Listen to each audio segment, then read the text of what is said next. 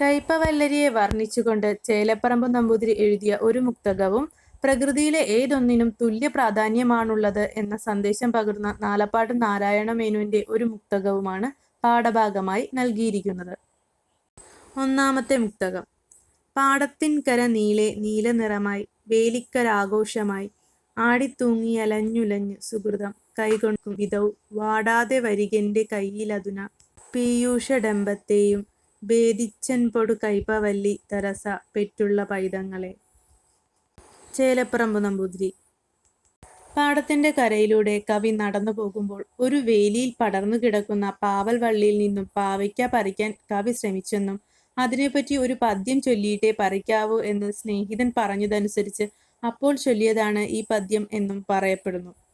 പാടത്തിന്റെ കര നീളെ നീലനിറത്തിൽ വേലിക്ക് ഒരാഘോഷമായി അലങ്കാരമായി ആടിയുലഞ്ഞ് തൂങ്ങി നിൽക്കുന്ന പാവയ്ക്കാക്കൂട്ടങ്ങൾ പ്രകൃതിയുടെ പുണ്യമാണെന്നും മാധുര്യത്തിന്റെ പേരിലുള്ള അമൃതിന്റെ അഹങ്കാരത്തെ അവ ഇല്ലാതാക്കുന്നു എന്നും കവി പറയുന്നു. അങ്ങനെയുള്ള കൈപ്പക്കകളോട് വാടാതെ തന്നെ എൻ്റെ കയ്യിലേക്ക് വന്നു ചേരുക എന്നാണ് കവി പറയുന്നത്.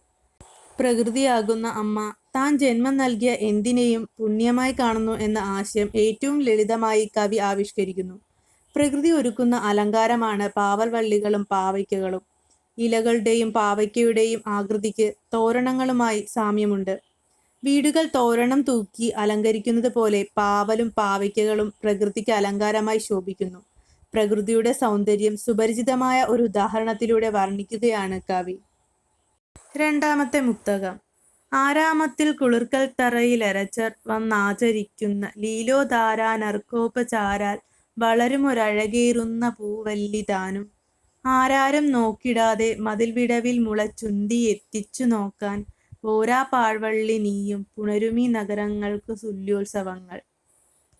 നാലപ്പാട്ട് നാരായണമേനോൻ രചിച്ചതാണ് രണ്ടാമത്തെ മുക്തകം.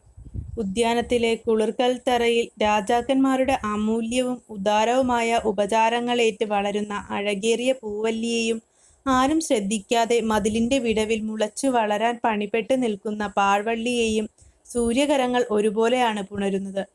കൊട്ടാരത്തിലെ ഉദ്യാനത്തിൽ വളരുന്ന ചെടിയും ആരും ശ്രദ്ധിക്കാതെ തനിയെ മുളച്ചുവന്ന ചെടിയും സൂര്യകരങ്ങൾക്ക് മുമ്പിൽ തുല്യരാണ്. സമത്വത്തിന്റെ ചിത്രമാണ് കവി ഇവിടെ അവതരിപ്പിക്കുന്നത്.